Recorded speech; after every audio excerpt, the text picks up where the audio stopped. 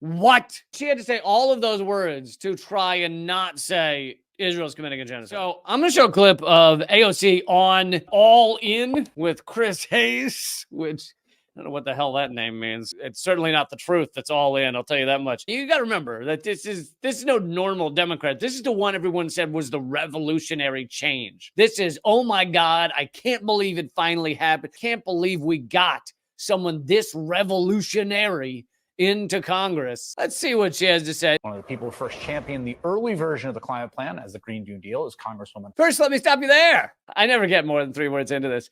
Championed the early version of the Green New Deal. Yeah, you know what the Green New Deal was? It was stolen. The idea was stolen, which I'm okay with good ideas being stolen, but it was stolen from the Green Party. We're the first ones to have the Green New Deal, but it was basically gutted by the Democrats so that they could make it basically a neoliberal version of actually dealing with climate change and climate crisis and all of the crazy fossil fuel use. But the most important thing, and I don't remember all the details of what changed everything, but one of the biggest things was that it completely axed anything that had to do with military, which our military is the largest emitter of greenhouse gases in the world, if you're talking organization, not country. And they cut everything about military out of the Green New Deal, and in order to put it forward. Yay! Woo! Celebrate. Alexandria Ocasio-Cortez, Democrat of New York, and she joins me now.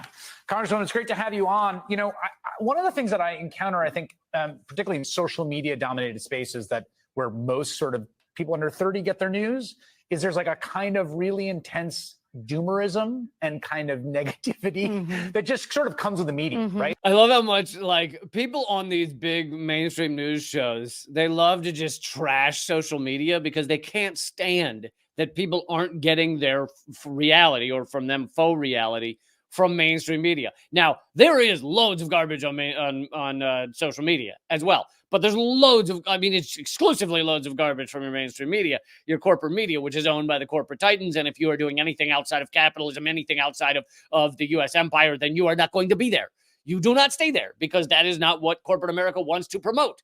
So also, I love, he's like, there's this feeling of just doomerism. Have you looked around at anything? Literally, there's a U.S.-backed genocide of hundreds of people every hour being murdered right this minute.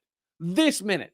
The minute you said that, that's happened. And yet you're like, they don't think things are bad. There's this doomerism. There is a climate crisis that could cause our full-on extinction in a few years if we do nothing. That is happening now. All of our water has crazy chemicals in it. There are 2,000 cities in the U.S. with elevated lead levels beyond what is safe. And the homelessness is the highest it's ever been. Why are people such negative Nancys as the world burns? But I think it shapes people's views of politics. And when I tell people that, and it should shape people's views of politics, because federal politics are borderline meaningless, as I've brought to you many, many times, as AOC is herself perhaps the key example of. You can get someone you think is actually somewhat left-wing into those positions in Congress, and it makes zero difference. There are very minuscule changes, and they will either be booted from the system, like Cynthia McKinney was booted from Congress, or they will be captured by the system. Those are basically the options. And that is why the Princeton study showed that the American people have zero input unless it aligns with corporate interests. I mean, if it aligns with corporate interests, you don't need to have input, because it's going to do what the corporate interests are. Emissions are setting all-time lows. By the way, straight up false. Absolutely not true. 100% not true. Because all-time lows would mean lower than the Wild West. Like, lower than when we only had steam engines. But even if he means like the lowest in, I don't know, what do you want to give him the benefit of the doubt of? 30 years, 40 years? Still not true. Still not, like, all-time, like, out of your goddamn mind, all-time lows? Recent article from New York Times saying emissions fell, maybe for the first time in decades, but emissions fell last year. He might be saying, if you wanted to give him just a crazy benefit of the doubt, emissions fell last year. Now, did they fall because of something that Biden's doing? Not really. And probably definitely no. They fell because of the collapse or fading out of the coal industry. Yes, that does have something to do with climate activism and people pointing to fossil fuel use and people pointing to climate crisis, but it is not what Biden's done. It's largely because the industry is now realizing they can make more money by not using coal. But emissions falling does not mean things are good at all. And in fact, if you look at global emissions, record high last year. And the United States is 11% of emissions, but we're only 4% of the population. We are doing more of the harm in terms of climate crisis than just about any other country if you look at per capita. And he's talking about it like things are great. Here's where the United States stands per capita, which is what really matters.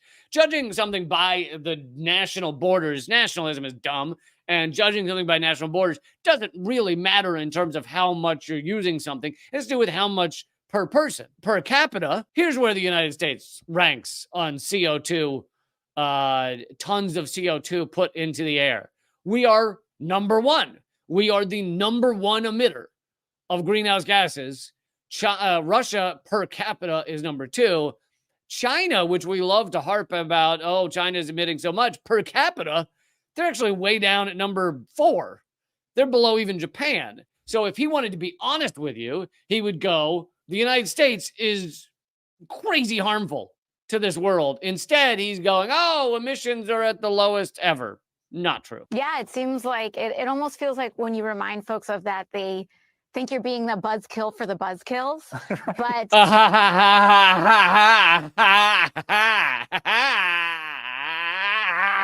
the buzzkill for the buzzkills. Yes, the buzzkill for the people telling the truth. You are the remedy for that, right? You are the remedy for all those negative Nancys speaking the truth out there. This whole segment is gaslighting. It is making you, if you're like me, who understands the actual reality of the climate crisis, who actually looks at what 99.7% of all peer-reviewed academic articles have said, and you see how terrible this crisis is, and you are raising the alarm, and they're saying to you, what's the big deal? Why are you such a buzzkill? We're having such a great year. But all of this, they then use all of this nonsense and gaslighting to try and funnel you into voting for Biden. That's really the goal. It is important for us to communicate that we are winning. No. Whoever, I don't know who we is. If we is those who care about climate, you're not winning. We're not winning. We have made some strides, and it is definitely something that's on people's radar now, that it's being talked about. But in terms of winning by like stopping the planet from heating to a level that the environment just fully collapses, no, we're not winning.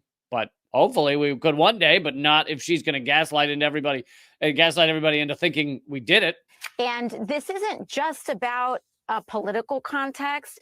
This isn't even about cheerleading the president.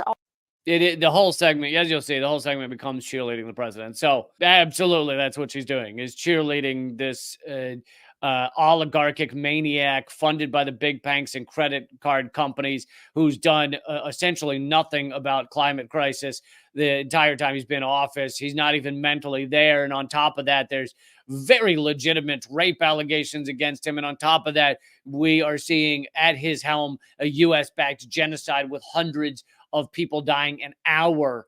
And she's going to spend this segment cheerleading for that man. Although his leadership and willingness to work and make climate a priority is important to note. Oh, what a one. He's shown so much leadership. Don't you guys agree with that? So much leadership on climate. Just amazing leadership on climate. What in God's name are you talking about? But this is really about a story of people's movements winning. This is about frontline activists winning. This is about young people, like Sunrise Movement, bird dogging senators. Okay, so a couple of things about this. She is right in the sense that a lot of these wins that have been had, the smaller wins, a pipeline being canceled or thing, and by smaller, I mean not going to end climate crisis, but they are wins. Pipelines being ended because they become too costly with activists chaining themselves to things. The smaller wins that have been had do come from activists. Kind of doesn't realize that she's admitting that it's not coming from your elected officials. It's coming from the small success we've had has been the people on the ground, not her. Now, she then mentions the Sunrise Movement, which I find kind of funny because they were the protest outside Nancy Pelosi's office that she took part in when she had first joined Congress. I don't know if you guys remember that. It was like the first week or weeks she was in Congress. She went and took part in a protest outside Nancy Pelosi's office. I think she stood on a table or something and gave a speech. And everybody, the mainstream media and everything was up in arms like, oh my God, AOC is protesting Nancy Pelosi. And it seemed like, oh my God, we might have a real human being in Congress. And that was, as far as I know, one of the last times she legitimately joined protesters. But she has been now completely captured if she wasn't before. Now, there's a lot of evidence, and I brought it to you before, that she was this person before she got elected. She was a mainstream Democrat before she got elected and just made it look like she was something different. But even so, either way, whatever, she now calls Nancy Pelosi Mama Bear and votes with her, I think, all of the time, just about, except maybe she did have one vote of maybe present on one of the Israel votes, rather than voting for more weapons to be sent to Israel. But even that, it's like, why not have the courage to vote no instead of present? We passed the largest U.S. federal climate investment in American history. The largest climate investment. A lot of that is devils in the details. I have not read the entire climate investment, every detail of it. But I know that a lot of it was like, we're going to put electric car chargers across the country was one of the things. And it's like, yeah, having electric cars is better than not. But you're not going to stop this climate crisis by just putting more chargers and saying people need to buy more cars. It's a capitalist answer to a problem that capitalism has created, to the problem that the market economy has created. The market economy, putting dollar signs on everything, including our air, our water, our trees, has created this issue. And now this horrible federal government is saying, oh, well, the answer is just buy more cars and buy a different kind of cars. And it's like, no one is talking about actually getting beyond capitalism, evolving beyond this rapacious destruction of the world into a system that actually could live in could be a sustainable system. None of them are even having that conversation. You cannot have that conversation. That is way beyond the Overton window. So she is now using the climate crisis and the tiny little Band-Aid that Biden and the Democrats have put forward as a reason to just keep voting for this same system. That is what her job is, and that is what she does. She then uses that to say, oh, we created jobs. Unforgettable and politically urgent that we passed the largest U.S. federal climate investment in American history. The largest federal climate investment in U.S. history? Has there ever been a climate investment in U.S. history? What, a little one under Obama? So this is like the lowest bar you could possibly have. So there was probably something under Obama. There was certainly nothing under Trump. So she's referring to one other, and yet she makes it sound like a big deal. The largest ever. Oh, you mean Hoover didn't pass a larger climate bill? That has translated already to nearly 250,000 jobs that have already been created, of 9 million jobs that are estimated to be created. Yeah, 9 million estimated. Who knows what the hell that means? But 250,000 jobs. So she instantly pivots into jobs. And as I've said many times, because of the system in which we live, I want Americans to have jobs so that Americans can take care of themselves and take care of their families. And I'm not saying nobody should have a job, but the fact that all we do is tout that people can get sucked into a wage slavery existence in order to, get nailed in to a wage slavery existence in order to be able to survive. And all the best you can get, the most left-wing you can get. She's the most left-wing congressperson there is, right? The best you can get is one of them going, we will have more cages for you to be able to put yourself into to wage slavery so you can live a miserable existence. And I know there are some people who like their jobs out there. I'm happy that I'm one of them, but it's few and far between. It's generally the exception that proves the rule. That's not what existence should be, not in a post-scarcity world. There's no reason you should have to do something that's meh for your whole life. Pure insanity. It's and yet this is the most left-wing you will ever see in all of Congress, is someone saying, we created more cages for people to... In the last 20 seconds, I know you are a no on the supplemental for Israel, barring some sort of strings attached on that aid. You said that we're seeing in Gaza slaughter on... They use the U.S. government propaganda terms, aid to Israel. Sending bombs to rain down on children is not aid, okay? That's not aiding anything. So calling it aid is laughable. If I give you a gun because I know you've been shooting a lot of kids and you're running out of bullets and your gun's getting a little kind of jamming because you've killed so many kids, and I give you another gun, I don't go, oh, I just aided that man. I gave him some aid, some much needed aid as he's murdering those children because he's running out of bullets and a good gun. Now, granted, she is voting no. Thank God. That is a rarity to have anyone vote no on sending bombs to Israel. But anyway. On a speech yesterday on the floor. How many Democrats are in that position as you? Is there a rough count of how many no's there are in the caucus? What I will say is that the grassroots activism around a bilateral ceasefire is working. Oh, she talks about grassroots activism again.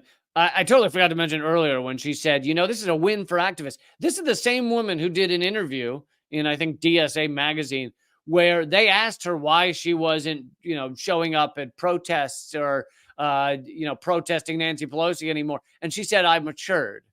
Those were kind of earlier forms of activism. And now I've matured into better forms of creating change. Basically throwing all activists who are doing anything on the streets, chaining themselves to oil pipelines, all the forms of activism, the climate defiance that has been actually showing up and screaming in the face of these politicians. In that interview, not this one, but the earlier one, she threw all of them under the bus and said, you're doing the immature thing, where you actually show up. I'm doing the mature thing where I sit in a back room and make a deal with people so that I can one day run for president. Revolting to throw activism and activists under the bus like that.